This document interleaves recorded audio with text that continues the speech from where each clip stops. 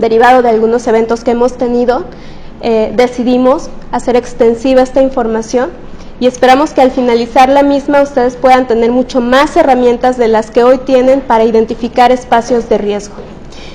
El título lo denominamos Base Normativa en Hospitales y Consultorios. Mucho gusto, yo soy Alicia Muñoz Arroni, soy especialista en Derecho Sanitario, tengo algunas acreditaciones que desde hace algunos años me han sido necesarias para poder apoyar a todo lo que es el sistema de salud desde un aspecto meramente preventivo. Ese es el objetivo, prevenir, siempre. Tenemos dos imágenes, tenemos un área de urgencias, podemos ver algunas camas de hospital, y del lado mi izquierda tenemos un espacio de consultorios. Mi pregunta es, ¿ustedes ven, existen diferencias y similitudes? Pues sí, son espacios de salud, ¿no? Diferencias, pues yo considero que demasiadas. Esas diferencias son fundamentales, ya que la toma de una decisión de acudir a una u otra podría salvar una vida, ¿sí? Vamos a identificar por qué es que el paciente o inclusive el personal de salud deben de entender qué actividades pueden realizar en un consultorio y, por ejemplo, en un área de urgencias. Es vital identificarlas, sobre todo clasificarlas y, lo más importante, respetarlas, ¿no? ¿Qué significa normativa? Cuando escuchamos esa frase, ¿qué es lo que nos puede venir a la mente? Y la segunda pregunta es, ¿cuál es su importancia? Cuando escuchamos norma, pues siempre nos quedamos con la idea de que es algo que me va a normar, me va a guiar en un entorno probablemente más seguro. Vamos a ser muy concisos, pero no podemos evitar entrar a la base más técnica del tema, y esa es la clasificación de las normas. Son muchas, pero elegimos las más importantes dentro de lo que son los dos puntos que vimos en la descripción de la ponencia, que es bases normativas en hospitales y consultorios. Entonces, pero podemos identificar a la primera como la norma oficial que establece las características mínimas de infraestructura y equipamiento de hospitales y consultorios de atención médica especializada, ¿sí? Esta norma es la 016 SSA 3 del 2012. Cuando vemos el año 2012 en las normas, significa que en ese año fue publicada esa norma. A nuestro punto de vista, esta norma, que es la que prevalece vigente dentro de este sistema de salud, pues estamos en 2022, tiene 10 años, escuchen bien, 10 años de antigüedad. Mi pregunta es, ¿la salud habrá evolucionado desde hace 10 años o no? ¿Estaremos iguales? Yo creo que la respuesta es bastante obvia. Yo creo que esta norma tendría que de alguna manera actualizarse, o por lo menos identificar si continúan siendo esas actividades las que se vienen manejando, ¿no? Por seguridad.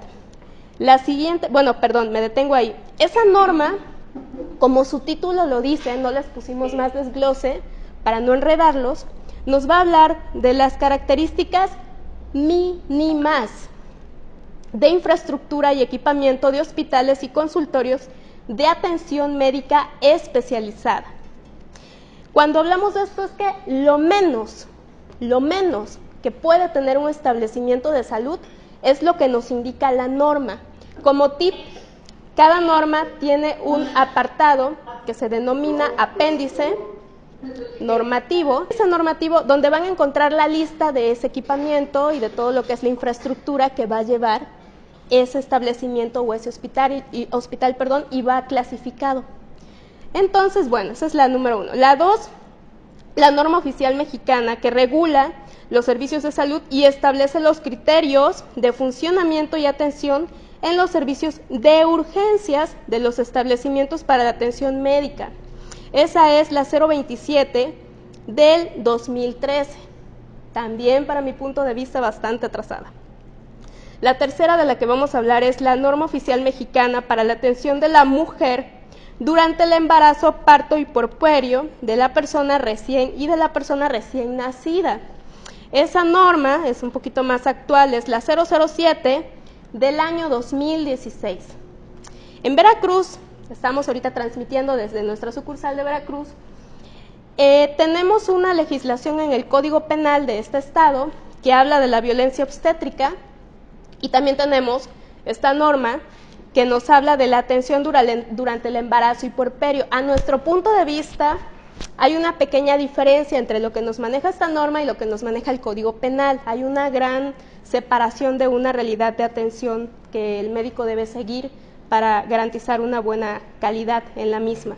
Entonces, estas dos normas, la segunda, no la mencioné, lo que es el área de urgencias de los establecimientos, tiene su norma tan especial, tan diferenciada, porque la atención en las áreas de urgencias, recordemos que la prioridad ahí es salvar vidas. Y voy a regresarme un poquito al ejemplo, por eso es el motivo de que estuvieran juntas, el ejemplo del consultorio y el área de urgencias. Si se fijan, tuvimos la 016 del 2012 que nos dice cómo debe de estar organizado también un consultorio de medicina especializada, por ejemplo. Un consultorio, para que todos lo sepan, quienes no son profesionales de salud, pero están conectándose, y para los profesionales de salud, es importante que ustedes identifiquen que el consultorio debe de tener prácticamente dos áreas, el área de interrogatorio y el área de exploración física. La ventaja de una norma es que les va a decir muy bien el mobiliario que debe de tener, inclusive en la parte final nos dan como un pequeño croquis de cómo acomodar el mobiliario. ¿Por qué es tan fundamental seguir esos pasos? Por ejemplo, ustedes llegan a la consulta casi siempre, y de hecho sí se pide por temas de acompañamiento, con un familiar o con una amiga de su confianza o con su pareja y demás. El médico, para que pueda llevar a cabo una correcta consulta, de acuerdo también a la normativa, tiene forzosamente que hacer exploración física. Así vayan por un dolor del dedo de la mano, así vayan por un simple mareo, el médico tiene que agotar la exploración física porque tiene que conocer todos los síntomas generales que pudiesen advertir de algo más grave que lo que ustedes están observando. Entonces, cuando pasa la exploración física del área de interrogatorio, los tienen que pasar a otro espacio separado por algo físico, nos dicen, puede ser un biombo, puede ser una pared, puede ser cualquier elemento que separe y le dé la privacidad al paciente, ¿sí? Porque no sabemos, ese acompañante que lleva al paciente, hasta dónde tenga la confianza como para que lo exhiban, ¿sí me explico? Otra recomendación, sobre todo para los profesionales de salud, es que no realicen exploraciones físicas, menos en estos tiempos, si no es en la compañía de un tercero, ya sea una enfermera que trabaje con el médico o el propio familiar. De preferencia siempre indicamos sea personal del médico. ¿Por qué? Porque así evitamos cualquier simulación, intención o mención de algún tipo de acoso o algo que vaya fuera de lo que es la atención médica autorizada. Entonces, hasta allí nos quedamos en la importancia de lo que es el consultorio y su equipamiento. El consultorio debe de tener un botiquín con una lista de medicamentos que al médico le va a ayudar, y es tan inteligente ese botiquín que si el paciente cae en algún paro, que si el paciente tiene algún evento de urgencia ahí en el consultorio, pueden ayudarle a resolver de manera inmediata. Es por eso la importancia de que tengan el botiquín de consultorio, que no es el mismo que el botiquín que tenemos aquí en la oficina, tiene más medicamentos. Con gusto les podemos de hecho enviar la lista de medicamentos. Esos medicamentos tienen que estar cuidados y no tienen que estar caducados. Son medicamentos que tienen siempre que estar completos a la normativa, porque por algo están colocados allí. Muchas veces se caducan, se terminan, ocupan uno, no lo reponen y entonces tienen un botiquín incompleto.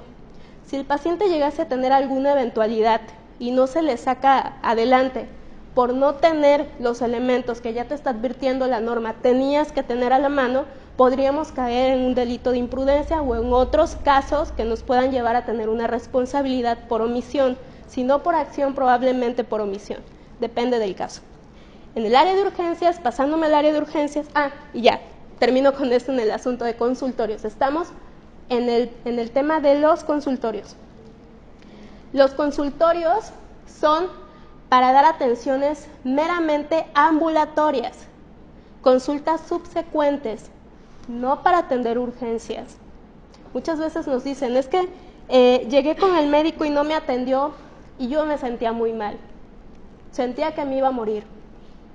Es que el paciente quiere que lo atienda en mi consultorio y la verdad es que pues tengo temor porque veo que viene mal.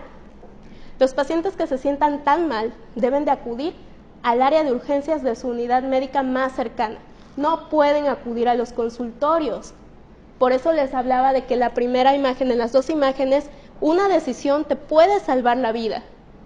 Híjole, pero es que el doctor Pérez es nuestro médico de cabecera de confianza, se está desangrando, está muy mal, pero le vamos a llevar a su consultorio a ver qué nos puede ayudar. Esos minutos que van a perder en el traslado, en lugar de acudir a un área de urgencias, puede salvar la vida del paciente. Y es fundamental esos segundos de tomas de decisión. Entonces nuestra invitación es, aprendan pacientes, aprendan médicos a no atender urgencias en consultorios porque el desenlace puede ser fatal. Así lo estabilicen, como dije, con lo que tengan, la ambulancia llegue, se va a analizar el tiempo, ¿no? El tiempo perdido.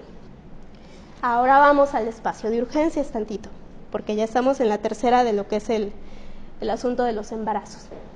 El área de urgencias de un hospital está diseñada para dar una atención muy rápida, pero aquí hay una gran confusión poblacional y muchas personas, con todo respeto, piensan que el pisar un área de urgencias significa que se les va a dar una atención en segundos y ya se les va a hospitalizar o ya se les va a operar. La realidad es que los pacientes se tienen que clasificar por un sistema denominado triage.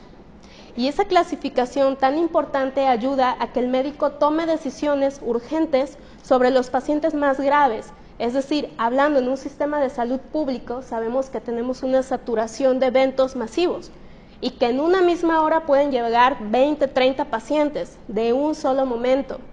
Entonces, de esos 20, 30 pacientes, tal vez dos mujeres estén embarazadas, probablemente un menor tenga un cuadro de asfixia y demás. Entonces, se hace una clasificación y es así como se inician las atenciones. No toda la urgencia es una urgencia real. Y entonces, se tiene que entender eso, porque cuando acudimos a espacios de urgencias y no somos pacientes y nos ponemos un poquito necios en ese sentido, podemos quitarle el espacio a alguien que puede fallecer al lugar de nosotros. No digo que hay momentos que son mal manejados cuando vemos personal omiso, tampoco es posible que en el área de urgencias exista personal omiso, me refiero a alguien que no está haciendo nada y que no esté brindando una atención inmediata, ¿sí? Se justifican los tiempos cuando hay una saturación, no se justifican los tiempos cuando hay omisión. Y repito, jurídicamente se hace una ponderación de esas acciones. Entonces, el área de urgencias debe de tener el área de triage de primer momento, áreas de descontaminación para hacer una limpieza del paciente dependiendo de las condiciones que lleguen y ya de ahí se empieza todo el proceso. Es muy interesante, repito, que el hospital, para que cumpla con la función de área de urgencias, tenga los elementos necesarios y cumpla con la normativa. De ello depende la respuesta inmediata que le van a brindar al paciente. Si falta algo, si falta oxígeno, si no están los equipos bien organizados, si no se cumple con lo que nos pide la norma, va a ser imposible sacar adelante de manera correcta a todos los pacientes. De por sí es difícil. Y si no tienen los elementos suficientes, lo va a hacer más. La tercera, ahora sí continúo, es la del embarazo. ¿Por qué quise poner esta después del área de urgencias? Porque es real, desde el 2016, que todos los establecimientos, esto es sumamente, todo es importante, pero esto es muy importante, todos los establecimientos, hospitales privados, públicos, sin importar si la paciente es derechohabiente, sin importar si la paciente cuenta con recursos económicos y llega una paciente embarazada, la deben estabilizar. No quiero decir con esto que ahí deba de tener su parto y no le cobren y pase todo lo demás, no. Se le debe de estabilizar y se debe de buscar ayuda si da tiempo. Si no da tiempo, lo siento, se tiene que ya recibir ahí el producto y dar las atenciones pertinentes.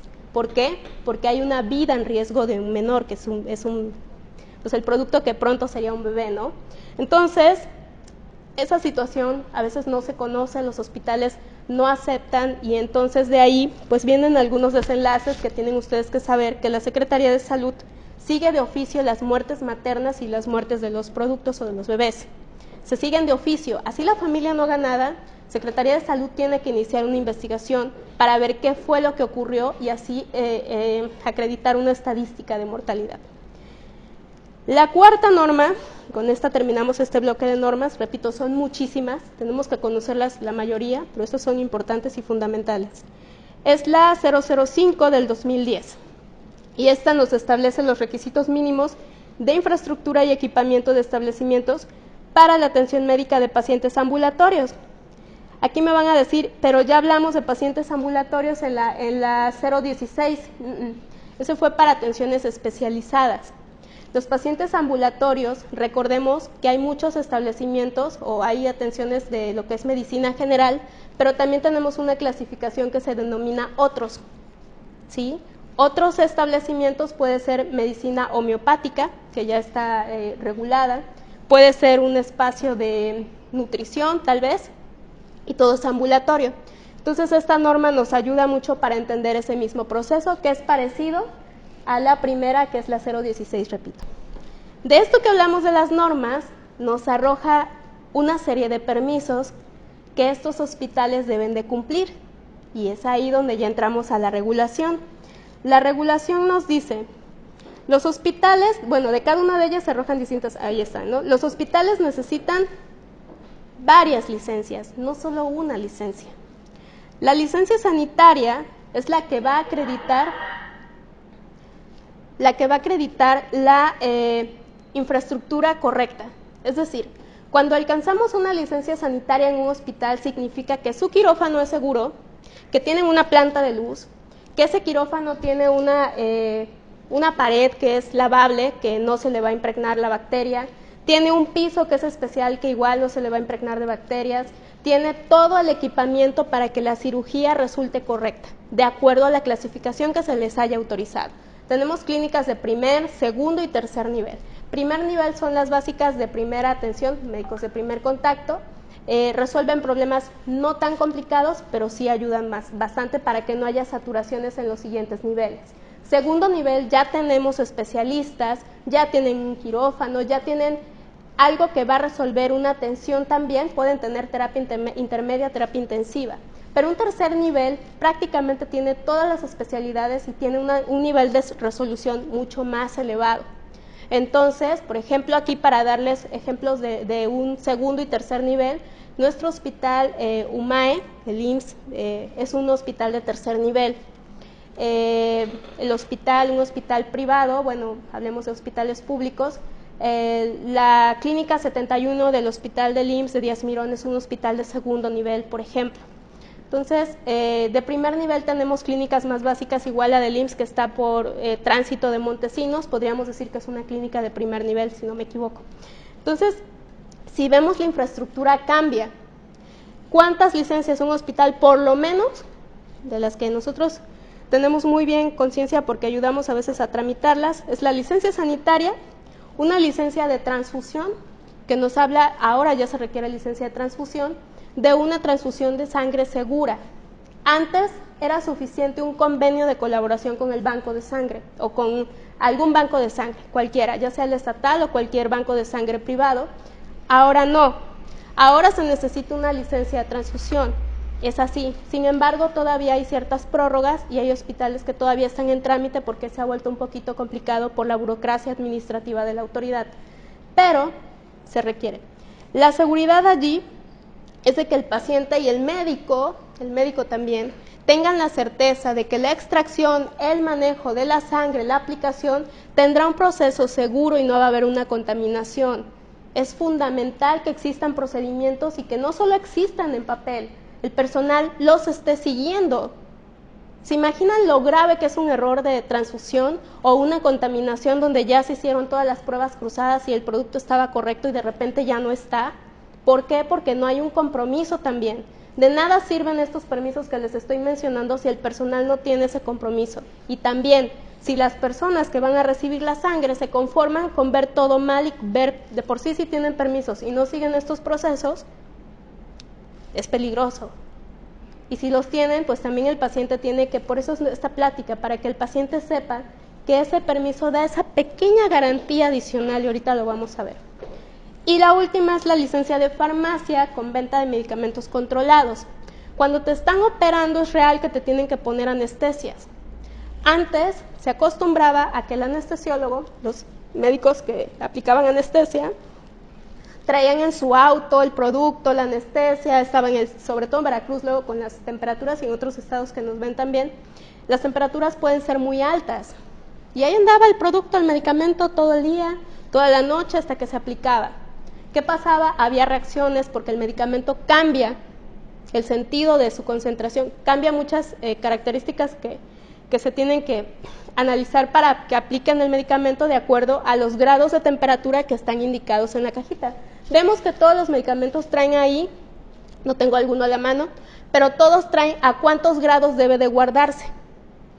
Imagínense, imposible guardarlo así. Entonces se determinó que los hospitales tuvieran una licencia con autorización de venta de medicamentos controlados para cuidar esos medicamentos que se les van a aplicar a los pacientes. Y entonces se tuviera ese pequeño filtro y tener la certeza de que el medicamento que te van a aplicar a ti como paciente, por lo menos es de patente y ha pasado por un protocolo de conservación. Las clínicas que son de segundo y primer necesitan las mismas. Licencia de transfusión va a necesitar toda clínica que realice actos quirúrgicos. Con eso lo resolvemos. Licencia sanitaria va a necesitar todo espacio que realice actos meramente invasivos. Así que la requiere. Pacientes, pregunta, ¿cómo nos vamos a dar cuenta de eso? Es decir, si llego a una clínica o a un consultorio y antes de sentarme, ¿cómo me doy cuenta? Es obligación de cada establecimiento colocar estos permisos a la vista, ¿sí? Aparte de los establecimientos en cuestión, existen muchos otros que no son el tema de esta presentación, pero que deben contar con sus permisos dependiendo de su giro. Laboratorios, área de rayos X, todo lo que tenga que ver con salud tiene y debe de tener un aviso de funcionamiento a la vista del público, entrando a la vista, donde sea, pero que se vea, en cuadros o algo, o pegado, pero que se vea. ¿Quién se encarga de vigilar todo lo que mencionaremos hoy, o lo que estamos mencionando hoy? La Comisión Federal contra Riesgos Sanitarios, que es COFEPRIS, en apoyo de las dependencias estatales, que es Secretaría de Salud. El incumplimiento de estos actos puede llevar a la suspensión, puede llevar a multas, puede llevar a eventos muy desagradables al personal de salud, pero también aquí muchas veces, y la verdad lo voy a decir con todo respeto, la misma población no valora, creo que eso lo mencionamos en la siguiente diapositiva, establecimientos bien acreditados, ¿no? Quien sí está haciendo bien las cosas se nota y lo va a ver el paciente entrando, pero muchas veces es un tema de costos. Evidentemente quien no va a cumplir con la normativa no tiene que comprar todo lo que acabo de mencionar que nos pide la misma norma y es más económico brindar un servicio y por lo tanto el costo puede ser muy bajo. Ojo ahí. Aquí lo mencionamos en la siguiente diapositiva. La importancia de lo que mencionamos específicamente radica en los resultados que todos ellos pueden entregar a la sociedad. Valoremos un espacio de salud que se ha tomado las molestias administrativas y económicas de alcanzar tales estándares de calidad.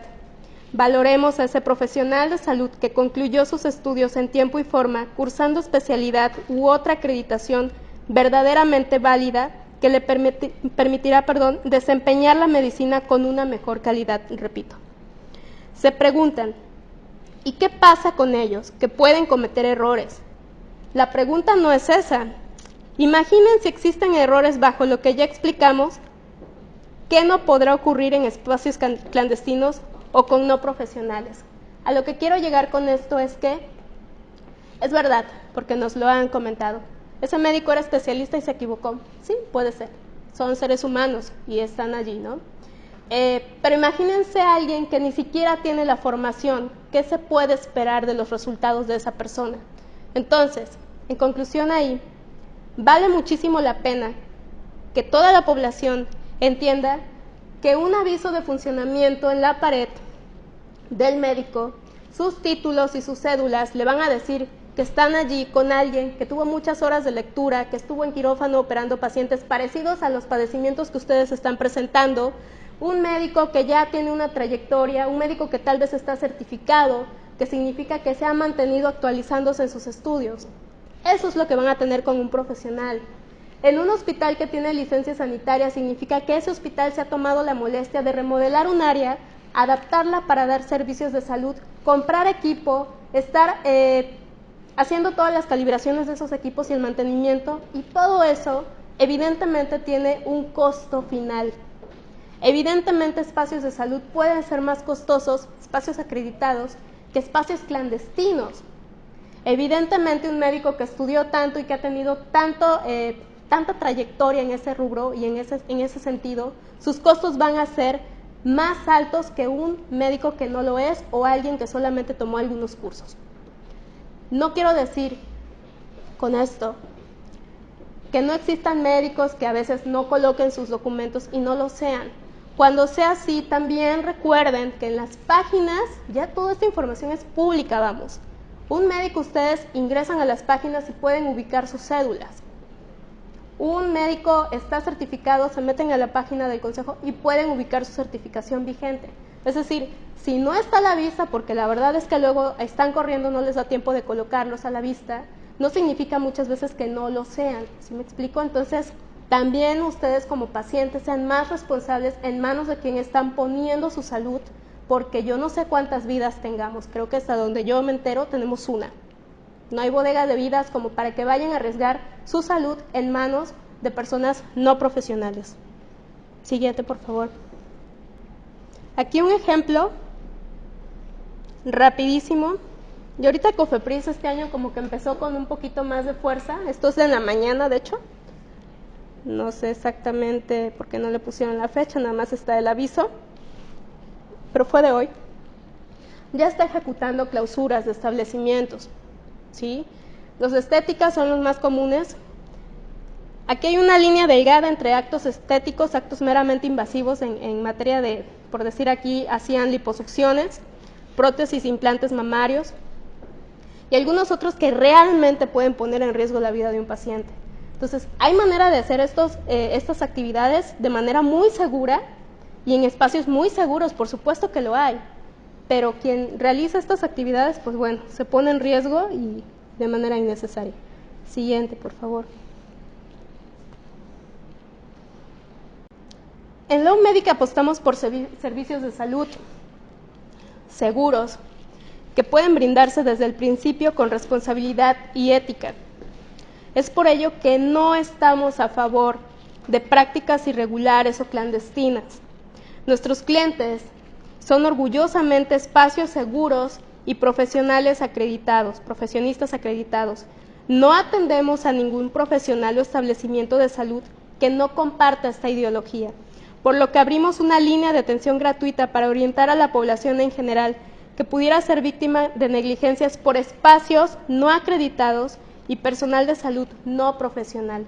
Esto este año lo hemos dicho, lo hemos sostenido, hicimos varios eventos en el mes de enero donde invitamos a las autoridades a dar ponencias para explicarle a la población y al personal de salud lo fundamental que es hoy día, y siempre lo ha sido, pero yo creo que después de todo lo que hemos vivido en estos últimos años, 3 años, ha sido claro que la salud es fundamental y no podemos permitir este tipo de situaciones. Yo considero que pues nuestro corporativo se ha puesto ya la camiseta para en verdad apoyar a quien quiere estar acreditado, seguro, dando atenciones a los pacientes. Ese médico, esa persona, ese profesionista, lo vamos a apoyar hasta el fin de los tiempos. O los establecimientos que tienen todos sus permisos en orden, porque se previnieron de no cometer errores. Hicieron todo lo que tenían que hacer para dar una práctica segura. Entonces sí merecen que los cuidemos, pero todo aquel que no esté dentro de ese margen, nosotros no podríamos, porque entonces caeríamos en esa falta. De verdad, muchísimas gracias por este espacio. Quisimos hacerlo pues así público, gracias a las personas que se están conectando, a quienes están aquí, de verdad se los agradezco mucho, y sí quisiera saber si hay algún tipo de pregunta, comentario, aportación, todo aquí suma. Sí, la normatividad que mencionamos, aquí hay una pregunta, la voy a repetir. ¿La normatividad mencionada es la vigente? Sí, tristemente. Hasta en la mañana, sí, no sabemos si hoy publicarían alguna modificación, pero es la normatividad vigente. Segunda pregunta. En el caso de una clínica donde se aplica infusión de quimioterapia, ¿solo será necesario el aviso de funcionamiento? No, las clínicas desafortunadamente de donde manejan quimioterapias, de hecho requieren una licencia muy especial porque esa área de radiación debe estar completamente protegida y la máquina que ocupan debe de tener un permiso que tiene una cuantificación de lo que están dando. Entonces, los espacios de quimios siempre deben de tener una licencia sanitaria y debe el responsable de ser un oncólogo, un médico capaz de poder llevar a cabo los tratamientos y personal capacitado para ello. Toda vez que la quimio, el proceso como tal, pues debe de estar muy bien vigilado. Bueno, yo tengo una pregunta. ¿Sí? Aquí hablamos de pues temas de salud en la parte de física, ¿no? Más física de se atiende. Pero ¿qué tipo de regulación o si es la misma en espacios de atenciones como más psicológicas? Sí, tenemos una norma de psicología especial para temas de este tipo. La cuestión es que el consultorio de psicología no requiere tanta, obviamente, infraestructura. Ahí lo que regula más o lo que se vigila más es la protección de datos, que ya ahí está ahorita atendido por la Ley Federal de Protección de Datos en posesión de los particulares. Entonces el paciente debe de saber que sus datos pues deben de estar muy bien cuidados y todos requieren lo que es aviso de privacidad, pero lo que es un psicólogo, el manejo de expedientes y demás, debe de estar cuidado. Los psicólogos tienen libre atención, o sea, hay muchas técnicas para atender a un paciente. Entonces, ahí lo que es la infraestructura es básica, o sea, ni siquiera podríamos decir que están basados en una especificación muy lineal. Todavía el de nutrición tiene más regulación que el de psicología. Sí. Con aviso de funcionamiento, es que ellos trabajan. Otra pregunta, dice: hola licenciada, tengo una pregunta. Si el médico cuenta con un aviso a la vista, yo sé que es médico general, pero realiza procedimientos estéticos y su aviso no especifica sus servicios. Relleno de labios, botox, ¿es correcto? Bueno, aquí la situación es que últimamente hay una confusión. El médico, única clínica de infusión, desconozco.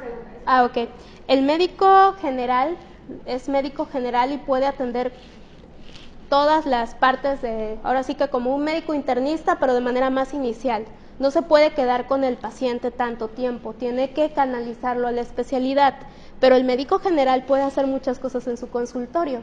Entonces, sí podría tal vez atender alguna cuestión pues no sé, algo superficial en cara que no sea meramente invasivo, pero hay actividades que puede realizar más otro espacio de belleza que un consultorio, porque un consultorio es de salud, no es para actos estéticamente nada más, o sea, como para actos estéticos. Y ya repito, para actos invasivos, liposucciones, temas de mamas, tiene que hacerse forzosamente en un hospital con licencia, con quirófano, por un cirujano plástico. Es el único que puede hacer ese tipo de intervenciones más invasivas. Y en temas estéticos, me gustaría que esta persona diera su correo y le podríamos incluso mandar algunas especificaciones más, porque sí se pueden hacer. Sí se pueden hacer, pero nos está rigiendo incluso otro ente que es la Secretaría de Economía y tenemos otro tipo de norma distinta para actos de belleza, siempre y cuando, repito, no sean altamente invasivos. Y otra, ¿qué tipo de licencia se ocuparía entonces para la clínica de infusión de la quimio? No, pues es una licencia sanitaria para actos de quimio, de hecho. De hecho, si también nos deja su correo, podríamos incluso darle la clasificación. Por ahí dimos un servicio hace algunos años para que la puedan ubicar. ¿Alguna otra pregunta? ¿No? Pues prácticamente sería esto todo. Ya no hay más preguntas, de verdad, por ahí. De verdad, muchas gracias por acompañarnos. De verdad, esto es, yo considero fundamental que se empiece a conocer por todo el personal y por toda la población.